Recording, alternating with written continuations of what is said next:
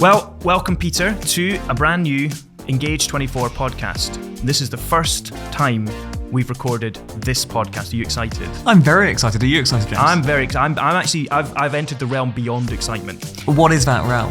No, there are no words for it. It's an unknown realm, and I only go to it occasionally. In fact, the closest comparison in Scripture is probably what Paul experienced with that experience of the third heaven.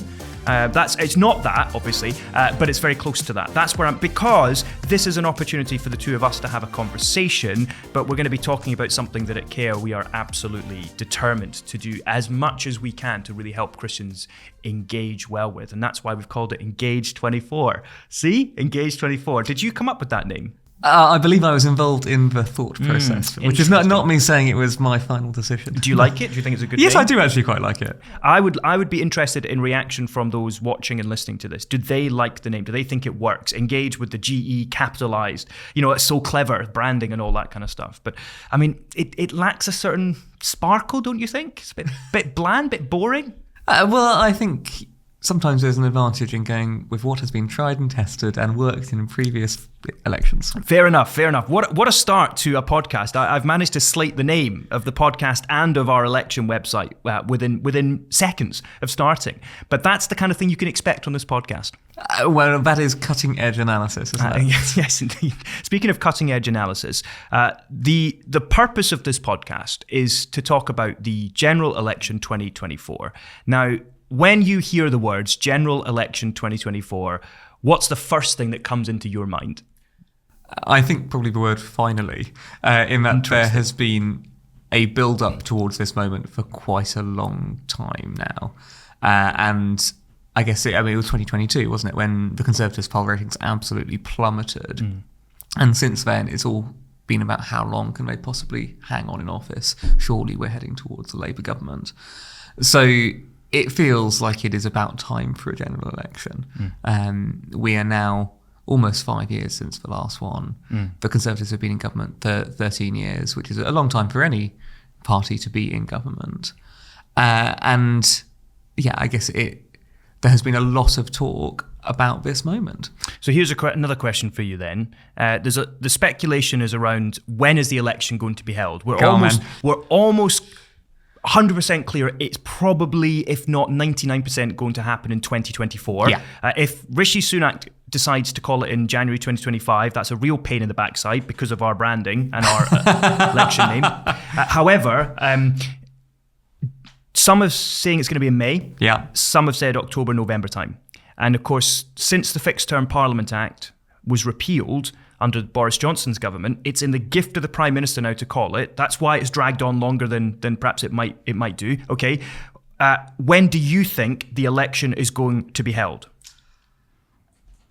So if I were a betting man, which I am not, no, as an employee. Oh, come on, of live Care. a little, Peter. Be a betting man. No, I would say that I think it's likely to be in October. I don't see much merit in them calling it now when their ratings are as low as they have ever been. The signs would not be good for Rishi Sunak if he called an election now. Okay, let's make a bet. I think it's going to be in mid-November. You think it's going to be in October. Oh, okay. Well, I think it's going to be in the autumn. So I'm happy to say it's in either October or November rather than in May. Okay, cop out. You've just said autumn. So I think November, you think October. I bet you £10 it's going to be in November, not October. I don't accept. Oh, okay. Well, I mean, you're going to accept like when we stop filming, aren't you? No, I'm actually not, because I think November probably is right. Okay, well, no. Would it be more interesting if I thought it was going to be in May? That would be much more interesting. Okay, well, fine. I think it's going to be in May. £10 it's going to be in May. Do you take that bet? I still don't take the bet. Okay, well, at least I tried. So you think it's going to be in the autumn. You think that they need time to try to get to a better place. So you mentioned the polls there. Like that one poll in recent weeks had the Conservative Party on 18% of the vote, and the Labour Party were sort of getting on towards 50% of the vote. I can't remember a time when we've seen polling figures exactly like that with such a big disparity. It probably has happened before. I can't remember. Most of the time, you're looking at a gap of maybe 10 points, or especially as the election kicks in, famously polls will narrow during the election campaign. Do you think that will happen, or do you think this is just we've reached the point of no return for the Conservative Party? There is no way that they could actually win an election, surely. I think I want to sort of agree with both the things you just said. So I can't personally see the Conservatives overturning that large a deficit. I do think that the gap will narrow a bit for the reasons which you just said. Polls always tend to narrow when it comes up to an election. You get increased exposure of particularly the two leaders of the two main parties. You'll end up with debates between Rishi Sunak and Keir Starmer. So I would be surprised if it didn't narrow at all. I think one of the interesting things is in this election, beyond just Labour having such a big lead, is the Conservatives are losing quite a large part of their normal supporter base to a new threat in Reform. So I would be interested in whether you think that Reform support is going to keep growing, and whether that is almost more of a threat to the Conservative Party than the fact that lots of people who would historically have voted Labour are going to vote Labour again anyway. I mean, yeah, it's a good question. I always tend to the view that these things appear far more of a threat in the run-up to an election, but then when push comes to shove, the whole idea, the mentality of why would I give my vote to a party that only has one sitting MP and only that through a defection, rather than believing that if Reform managed to stand candidates in every single constituency, that they would form a large enough block of MPs under the first past the post voting system to actually be an influence in Parliament. I think with a party like Reform, their primary influence, their primary way of agitating is almost they're more effective outside of Parliament as a more of a campaign group, dominating news headlines. And that narrative of we're eating into the Conservative Party vote, the media love that. They go for it the whole time. I think a bigger angle on this whole general election 2024 is this, and this is my Scottish connection coming through. Labour's historic majorities in Westminster were built on huge success in Scotland. And when I say huge success, I really mean huge success. They would carry nearly all of the parliamentary seats in Scotland. That has changed since the Scottish National Party came to dominance in Scottish politics. However, what's really clear in Scotland is that a shift is happening. There's debates around how big a shift it really is. And what I would say is, Labour, to get a majority, they need Scottish votes. And the problem that I think they're facing is that the nationalist vote in Scotland, that is not necessarily Scottish National Party supporters, but people who want independence, their allegiance to the independence cause is incredibly strong. And that is a large voting bloc. So do I really think that Labour is going to carry enough seats in Scotland to form the bedrock of their majority at Westminster? I am not sure. I'm not sure. Well, I guess my perspective would be that even if they don't do that, and I do think there is greater disaffection with the SNP than there was 5 or 10 years ago, even if they don't do that, I suspect they will still have enough seats in England to carry them over the line, which is, I think we're probably looking more at a sort of 1997 kind of result. It's a massive swing that Labour need, isn't it? It is, but also it's a massive difference in the polling, isn't it? That is true. So even allowing for the polling narrowing, as it often does, you think Labour will get a big enough swing. I think it's like a 12-point swing or something massive like that. You think they'll get enough of a swing in key seats in England to mean that they will actually, even though the Liberal Democrats, for example, will probably take some of the Southern Belt and become slightly more of a third party than they have been more recently. You think even with those factors, you think Labour will get a majority? Yes, I do, yeah. Okay. Yes, I sort of think, if 1997 was famous for its Portillo moment, I can see there being various similar sort of moments this time round. Okay. So yeah, I'm going to go on a limb and predict that Labour would have enough seats even if it were in England. And are you willing to bet on that? I'm still not betting. You can't entice me, James. You're so loyal to the care policy, which is not that the Bible has anything that directly prohibits gambling, but rather there are biblical principles to suggest you really shouldn't gamble. Would you agree? I would agree. We finally have consensus. You talked about 97 there. You talked about previous elections. Let's go back. Let's talk about your first time voting. When was it? Well, it wasn't before 1997. Are you sure? Are you sure? When I was 3 years old. Oh, you were 3 years old in 97. So sometimes I forget exactly how old you are. I always, in my head, I'm like 40, 45. Remind me, James, who's actually older of the two of us? It's immaterial. So go. When was the first time you voted? First time I voted was 2015, which was when David Cameron led the Conservatives to a slight majority, having been in coalition government before. I think Ed Miliband was in charge of Labour at the time. When was your first election? My first election must have been the 2010. In fact, it was the 2010 general election. And I remember I was sitting a university exam. I did history at Edinburgh University, and it was the end of my first year at university.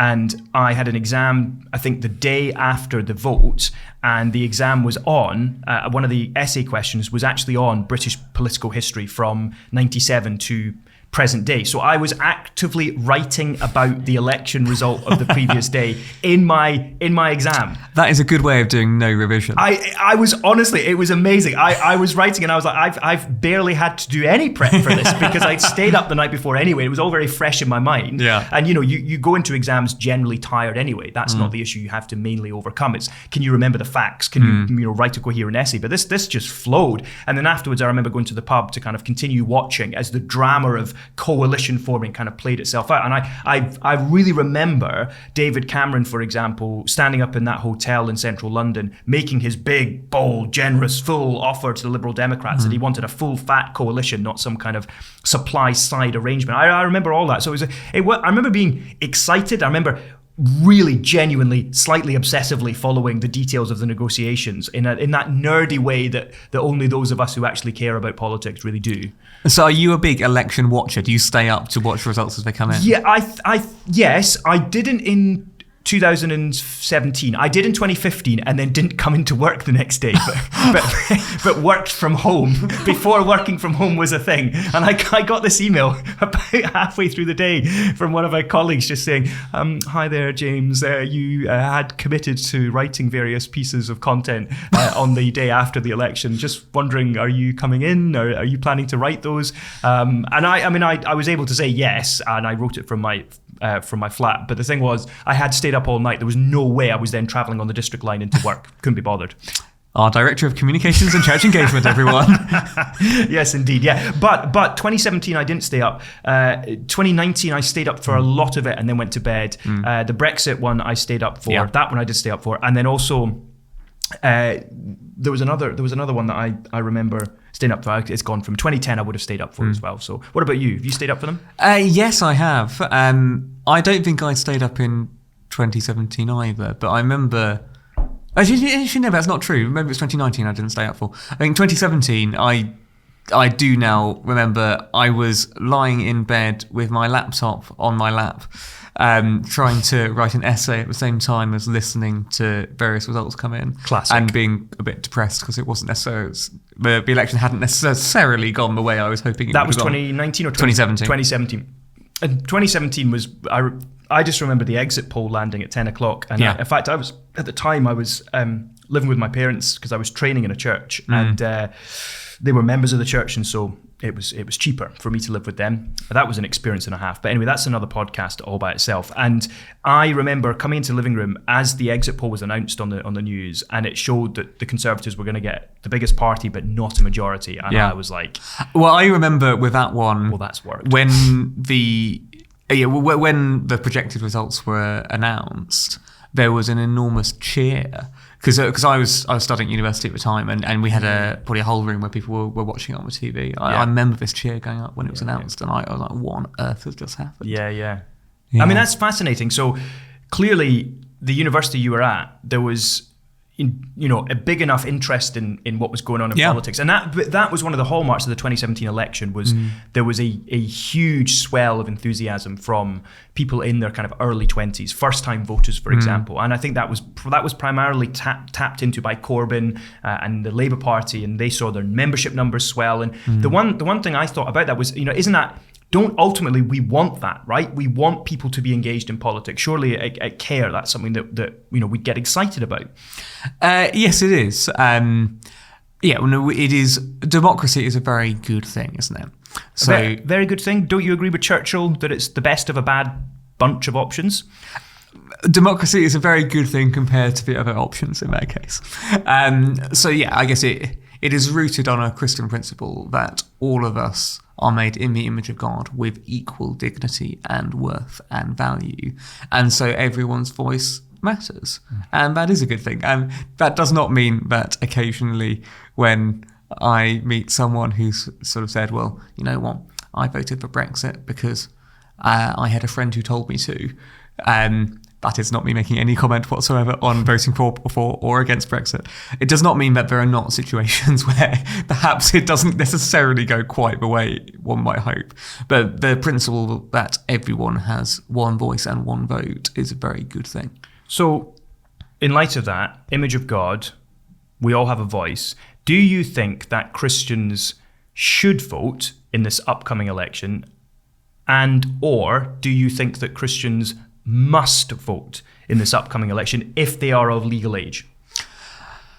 I would certainly encourage Christians to vote. I think that is a different thing to saying that a Christian must vote.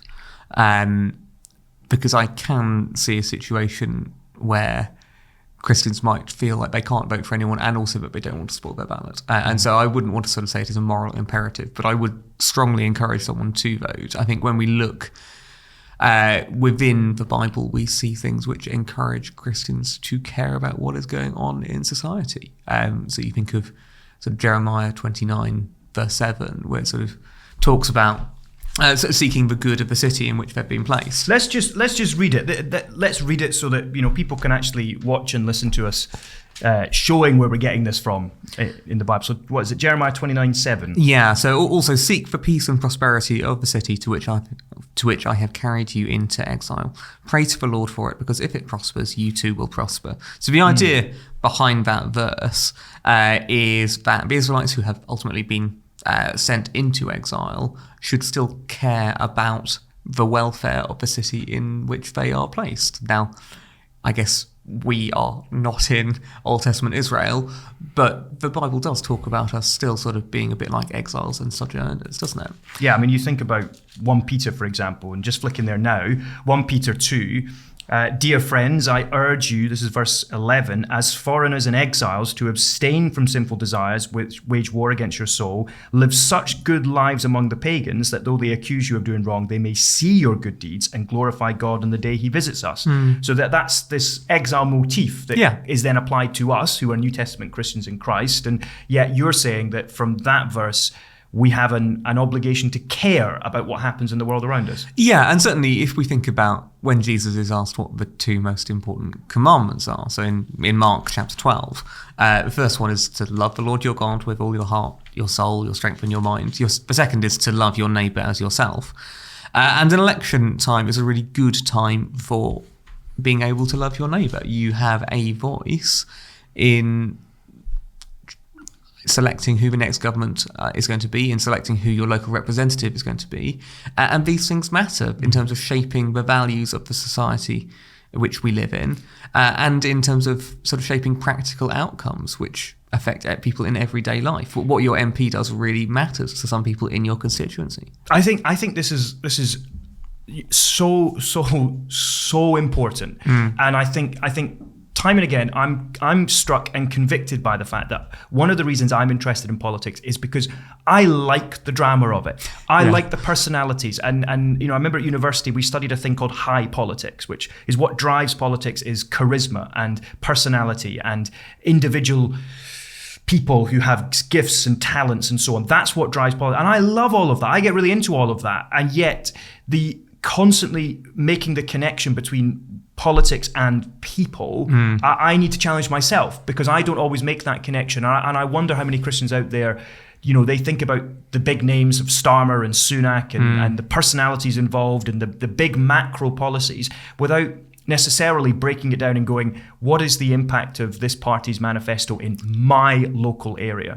Yeah, what are some of the ways in which you can see that impact? Well, so you mentioned before, image of God, Genesis 1, God made them male and female in his image. So he's stamped his likeness on human beings that human beings are crowned with glory and honor, Psalm 8, verse 5. So therefore, as Christians, if we're to love our neighbour as ourselves, we care about our neighbours.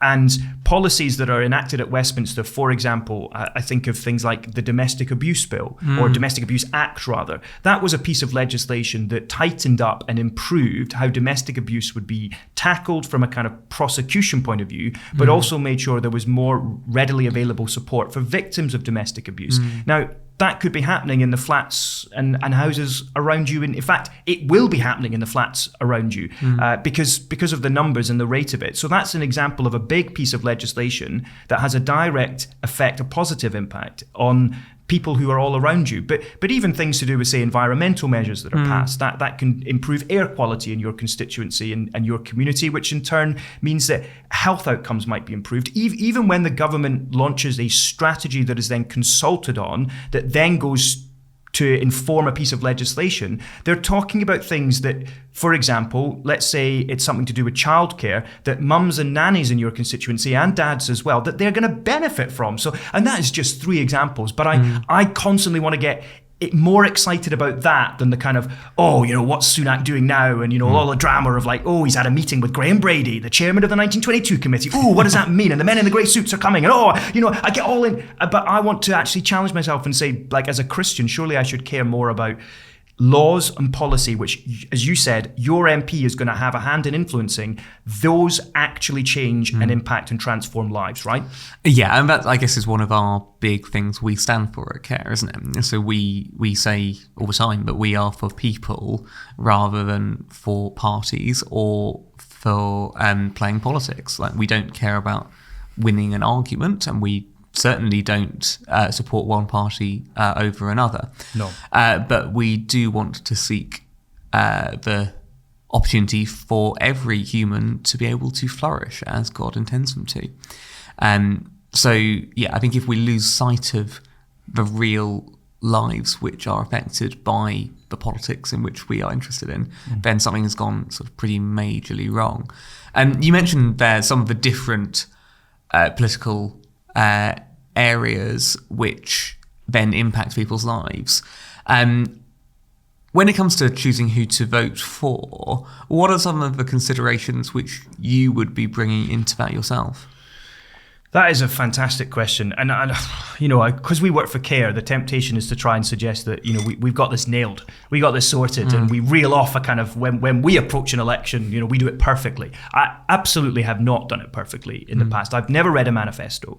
I've occasionally read CARE's analysis of manifestos, but not always. And I've more done it from what are the headlines that I've seen and what are kind of my instinctive convictions when it comes to the macro, the big picture. So, for example, I have a real nervousness about too much state intervention. That might reveal something of my political allegiance. I have voted for the Labour Party. I voted for the Conservative Party. So I like to see myself as a bit of a swing voter, but I do have these kind of core convictions. So I've definitely allowed them to shape my decision to vote. Whereas I think if I'm approaching it at my best and in an informed way, I do want to do the hard yards of looking in more detail at 2 things. One, the character of the candidates who are standing in my constituency. And I think this is one of the big tensions that you're going to experience when it comes to voting. So I want to look at the character, even if I disagree with the policies that they are putting forward. What do I know of their character? What can I tell from social media, where often candidates will be active? What can I tell from newsletters that they put through the letterbox? What can I tell from their local newspaper columns, for example? All of these things are ways in which I can assess. If I can get along to a church-based hustings, for example, that's another great way to assess character. So that's the first thing. Then secondly, I do want to look at their policies. And I think I want to look at them through the lens of what are some of the big biblical principles.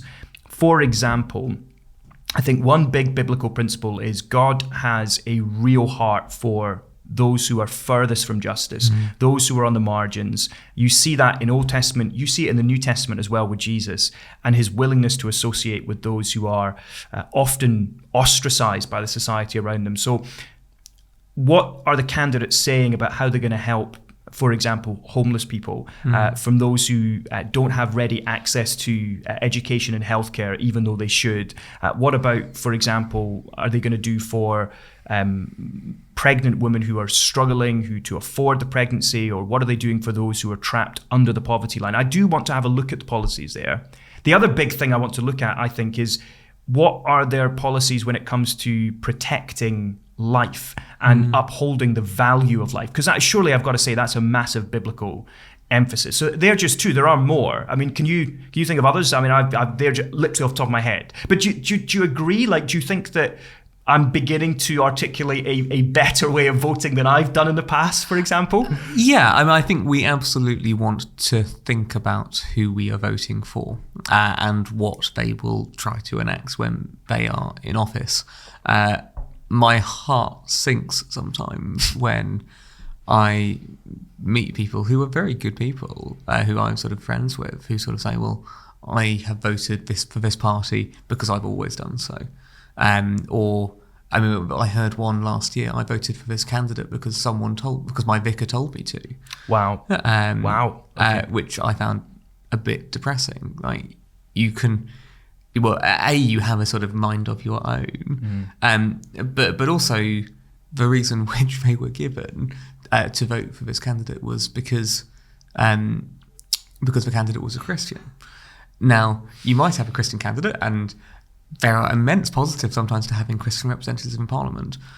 But also, I guess what really matters to God is not just whether someone says they are a Christian, but also how they are behaving and how they act. What policies are they supporting?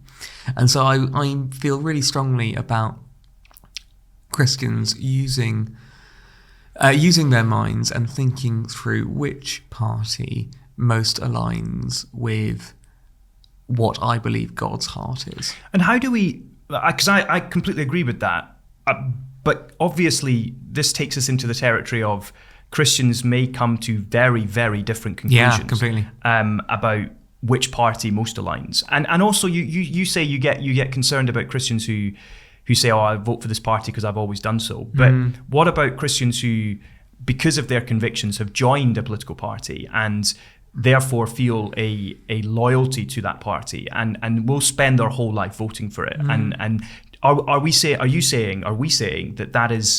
that's wrong, or that's somehow not as good as a Christian who sort of goes, well, I'm not signed up to any particular party, I'm able to stand apart and almost hold myself in a neutral space? Because I'm a bit nervous about going that far and saying one's better than the other. I want to say to the brother or sister who's joined a political party, if you've done that under God and you've done it according to conscience and you want to show loyalty and you want to be a force for good in that party, all power to you. You go for it. Like, fair enough. And I say that only because I think if I do look at all the parties, surely as a Christian I can see things in most political parties that I can affirm and I can say that is consistent with biblical principles. And so do you think that we want to be careful just about not making those who've signed up to a political party feel like that is an act of weakness? But actually, surely not. Like, that's a good thing, isn't it? I guess lots of these things are matters of conscience, aren't they? As you say, there are important biblical principles which are held by almost every party standing in the UK today. But Christians will come to different conclusions as to whether, say, life issues are more important than issues of inequality or are more important than issues of the environment. So there will be different conclusions which Christians come to. I think what I would say is it is really great to have joined a political party. That doesn't mean that we then switch our mind off, I don't think. I think we still want to kind of be making sure, is this party as aligned with God's heart in the Bible as it was 20 years ago? And parties have different seasons, don't they? So the Labour Party under Jeremy Corbyn was very different to the Labour Party under Tony Blair. And for people who support Labour, they would have had to think, is this still the same party? And some may have decided it was, and some might have decided it had moved quite a long way from where it was previously. That's an interesting point. And of course, often I wonder whether Christians who do join political parties, they have this kind of really special role to be a critical friend, to be willing to say things that no one else is willing. And I do think that principle does come into deciding who to vote for. I think that as Christians, because our first allegiance is to God, to his word, we're kingdoms, we're citizens of the kingdom of heaven, which is not of this world. That was what Jesus said to Pilate. Then actually we want to be the ones who are looking at issues that perhaps wider society is going to ignore. We do want to be the ones who are asking questions about inequality, about poverty, about modern slavery, about prostitution law and those things, gambling and so on. But we also want to be the ones who are willing to ask the more difficult questions. Well, I disagree with your policy on making abortion even more available, for example. And I don't think that's just Christians banging on about the same old things. I think, isn't that part of our Christian duty that we're to be prophetic in willing to talk about things that are on God's heart that wider society just sort of tends to not talk about, surely? Yes, I think there's also an element of faithfulness, isn't there? Which is you don't give up on talking about some things because they are unpopular. Sometimes things are such a strong moral imperative that even if you don't think you're going to be able to change anyone's mind, you still have to sort of say this is wrong. And I like the word you used, prophetic, there, in that I guess we look within the Old Testament and we see the prophets calling out the political systems which they were engaged in, and the things which they were saying were not popular, but they were on God's heart, and so that's why they had to say them. And you see that carry over into the New Testament. You think of John the Baptist challenging Herod over his adultery. You think of the Apostle Paul, who was up in front of judges and rulers and gave a clear, compelling testimony to his religious convictions, his Christian convictions. So yeah, I totally agree with that. I wonder whether if we step back a little bit as well. So we've talked about voting, and we've talked about Christians really should vote and some of the things that they want to consider. Let's just tackle that issue, that thorny issue of a kind of cynicism of like, does it actually achieve anything? Especially if you're in a constituency where you've got candidates, it's clear that it's going to go one way. You want to vote for a candidate who's definitely not going to get in. And what do? Like, do you spoil your ballot? Is that legitimate? I think it's legitimate to spoil your ballot if there isn't a candidate who, in good conscience, you can vote for, because that will still be registered. Your voice will still be heard if you do that. So I certainly think it's legitimate to do that. Have you ever done that? No, I haven't, no. Neither have I, for that matter. I've often thought about doing it, but then I can't get over the fact that if I did that, I'd feel like, what a waste. Well, that's my issue with it. I don't think there is such a thing as a wasted vote. Okay. Oh, that's helpful. Okay. Because you are still having your voice recognised. That vote has still counted for something. Yeah. So yeah, I don't think it would be a waste. I guess one of the interesting questions which your question raises is, who are you actually voting for? Yeah. So you might be in a constituency where you know full well what the result is going to be. So say it is a safe Conservative seat I was going to say in my home counties, but they're starting to lose some of their safe Conservative seats in their home counties. I don't think there are any safe Conservative seats. Well, at this point, possibly to be not. honest. If you're at 18% in the polls, you're in big trouble. In theory, say there's a safe Conservative seat, and really you want to be voting for the Green Party, and you know that the Greens have no chance of overturning that.